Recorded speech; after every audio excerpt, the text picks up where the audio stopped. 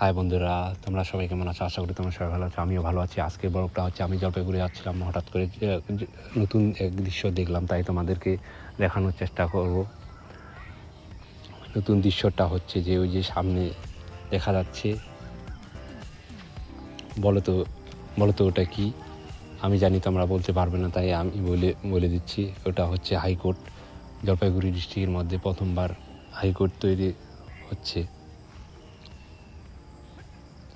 এই যে দেখতে অনেক সুন্দর লাগতেছে, দূর থেকে সামনে গেলে দেখা যাবে কীরকম।